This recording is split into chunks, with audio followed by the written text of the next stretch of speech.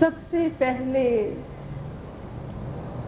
हम परम पिता परमेश्वर का लख लख शुक्राना करते हैं, जिनकी दया मेहर से हम आज अपनी देश की राजधानी भारतवर्ष की राजधानी दिल्ली में ये प्रोग्राम देने जा रहे हैं।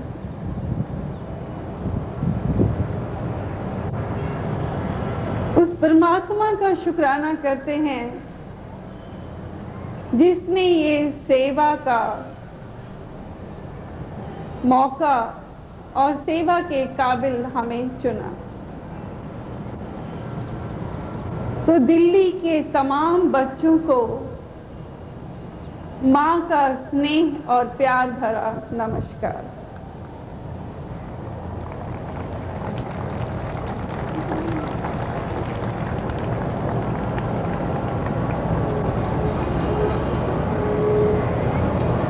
बच्चों, आज आपके शहर दिल्ली में उस परमात्मा के हुक्म अनुसार ही ये पल, ये घड़ियां आई। ये सच है कि परमात्मा की मर्जी के बगैर पत्ता भी नहीं हिलता, और उसी के हुक्म अनुसार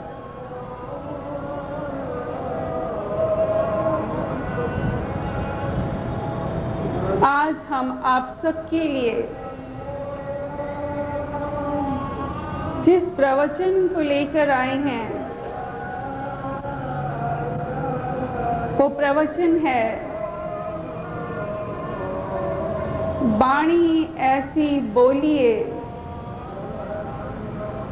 मन का आपा खोए। बाणी ऐसी बोलिए मन का आपा खोए, औरन को शीतल करे आपहू शीतल होए। जी हाँ, इस धरती पर जब जब पीर पैगंबर और महात्मा आए,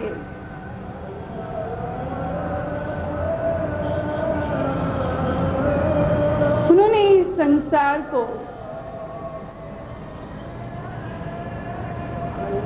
धर्म से जोड़ने का प्रयत्न किया।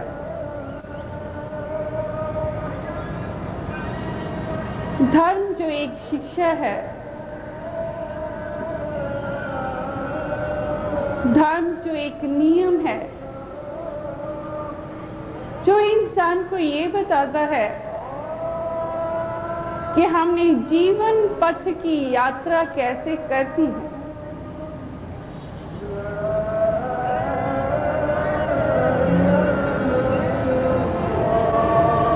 बच्चों, संत लोगों ने, संत जनों ने इस संसार को शीतल और मीठा बोलने के लिए कहा।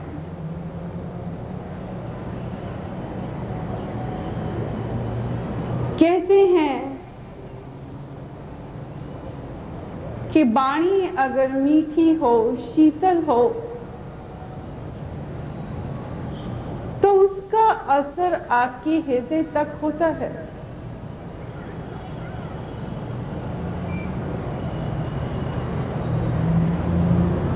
बच्चों, जैसे कि किसी व्यक्ति ने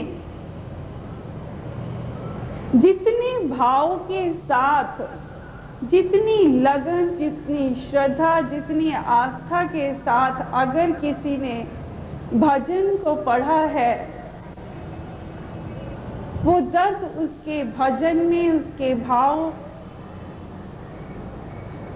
उसकी आवाज से जाहिर होते। सिर्फ इतना ही नहीं बल्कि सुनने वालों को भी उतना ही रस आता है, उतना ही आनंद आता है, और उस आवाज पर लोग आनंदित हो जाते हैं, खो जाते हैं, लीन हो जाते हैं। जितने भाव के साथ भजन पढ़ा जाएगा उतना ही आनंद सुनने वालों को भी होगा। ठीक ऐसे ही संत जनों की वाणी का असर लोगों के हृदय पर हुआ है। कहते हैं कि संत न होते जग में जल मरता संसार।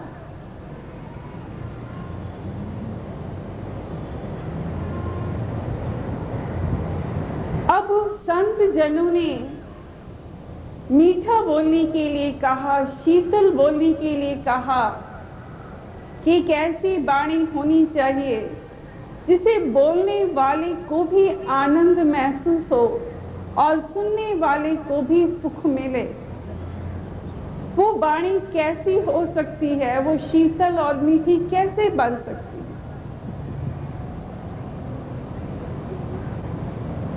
बच्चों, वो वाणी में बहुत सी चीजों का मिश्रण होना बहुत जरूरी है। सबसे पहले तो आपको सच बोलना होगा, सत्य के मार्ग पर चलना। जब ये कहा जाता है कि आप सच्चाई को धारण करें, अच्छाई को धारण करें, कई बार लोग समझते नहीं और सच बोलने की बात पर कभी कभी ऐसे खरे सच बोल जाते हैं जो दूसरों का हृदय छलनी कर जाते हैं। और कहने को लोग बोलते हैं कि हम तो सच बोल रहे हैं। बच्चों, ऐसा सच भी नहीं बोलना चाहिए जो दूसरे को कष्ट पहुंचाए या दुख पहुंचाए।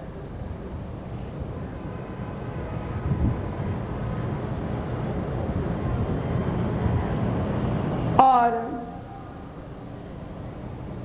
सच्चाई खुद एक ऐसी ताकत है, अगर आप सच्चे इंसान हैं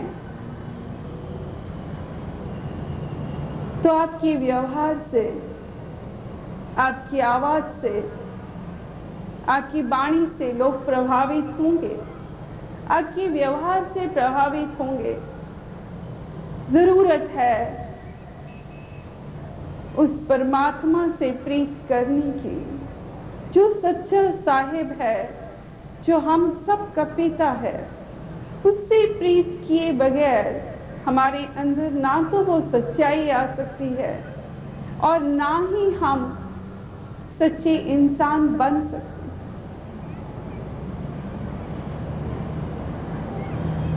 कहते हैं कि वाणी शीतल होनी चाहिए।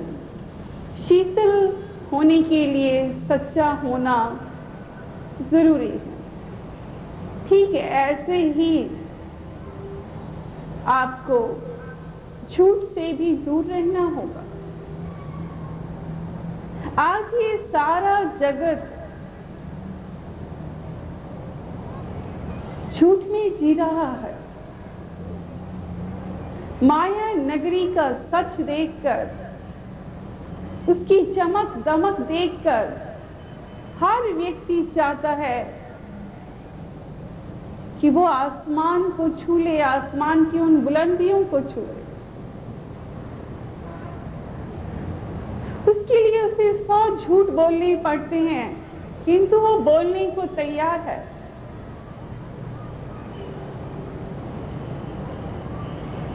किंतु ये भी सच है बच्चों कि झूठ की उम्र लंबी नहीं होती। एक बार झूठ बोलने की अगर आदत पड़ जाए, फिर आप झूठ ही बोलते हैं और इतनी सफाई से बोल जाते हैं कि सुनने वाला आप पर यकीन कर बैठता है। किंतु ये भी सच है, जिस दिन आपके झूठ से नकाब उतरता है, उस दिन उस व्यक्ति का विश्वास टूट जाता है। और जब विश्वास टूट जाता है, फिर आग पर कोई यकीन नहीं करता।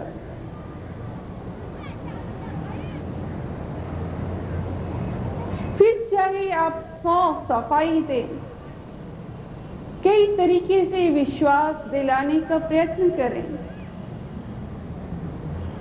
किंतु आपकी बात पर, आप पर कोई भरोसा नहीं करते।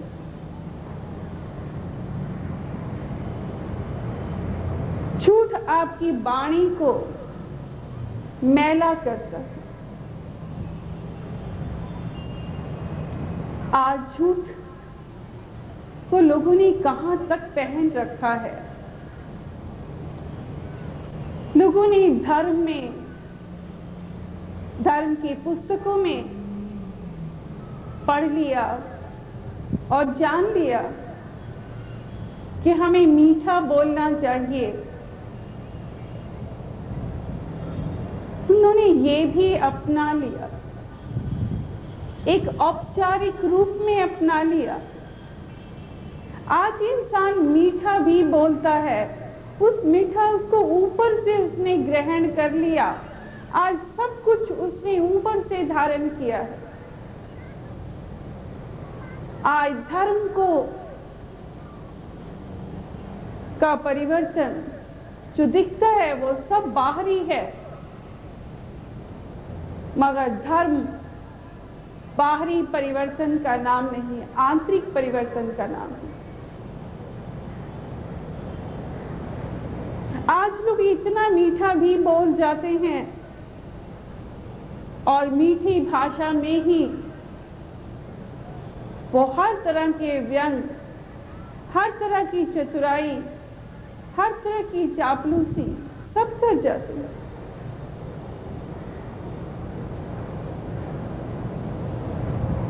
वो कितना ही प्रयत्न क्यों ना करें ये जाहिर करने का कि उनके पास बोलने की कला आ गई, वो मीठा बोल रहे हैं, किंतु तब तक उनकी वाणी में मिठास नहीं आ सकती बच्चों, जब तक अंतर्घट में रब के प्रति प्रेम जागृत नहीं हो जाता, उस दिलवर के प्रति चाहत, दीवानगी, सच्ची प्रीत, एक लगन जब तक नहीं हो जाती, आप की वाणी चाहे कितना प्रयत्न कर ले, वो सच्चाई जुबान से बयान नहीं होती। अब ये वाणी जिसे संतों ने कहा कि शीतल और मीठी होनी चाहिए, उसमें कौन सी ऐसी खामियां हैं जिसने वाणी को खराब कर दिया? वो है निंदा, आलोचना, क्रिटिसिज्म करना, दूसरे को छोटा या नीच समझना,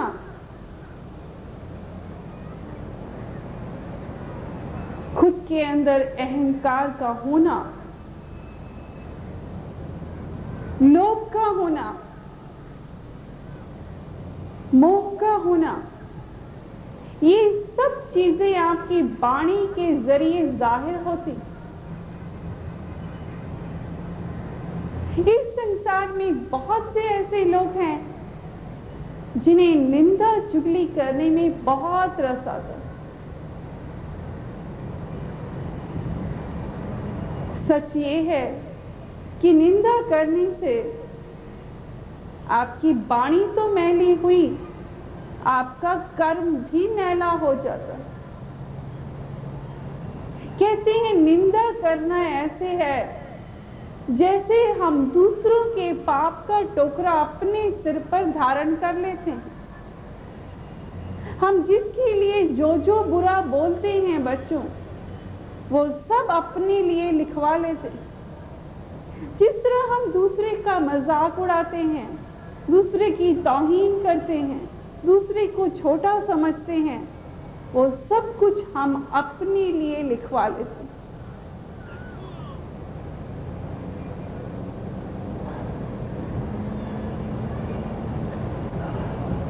इसलिए निंदा से दूर रहना चाहिए। आपको बताना चाहेंगे, हमने इस कार्य की शुरुआत 95 से की और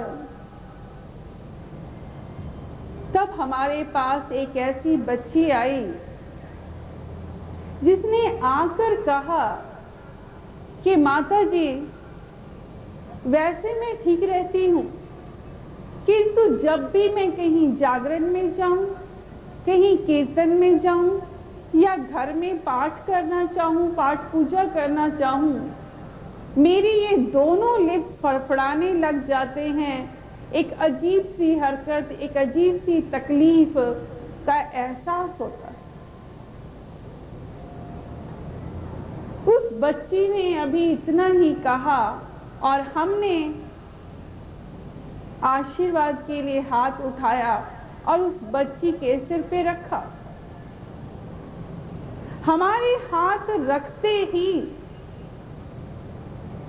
हम खुद चौंके कि इतनी तेज की आवाज हुई बच्चों, और हमारी आंख खुल गई। हमने देखा कि उसके दोनों लिप्स बज रहे थे।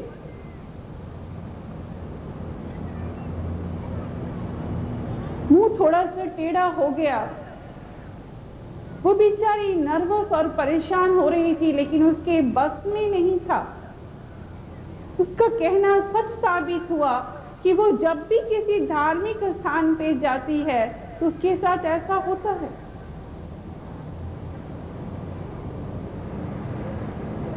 बच्चों, ईश्वर की दया का शुक्राना करेंगे कि परमात्मा ने वो आस दी कि हम उस बच्ची को पढ़ सके, जान सके कि उसके साथ ऐसा क्यों हुआ। ये वो बच्ची थी जिसने संत कबीर को अपने मुख से कुछ अपशब्द कह दिए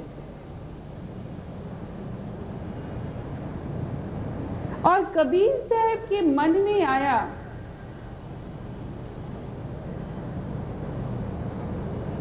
कि मैं तो हर जगह उस राम की महिमा गा रहा हूं, उसका हुक्म बजा रहा हूं,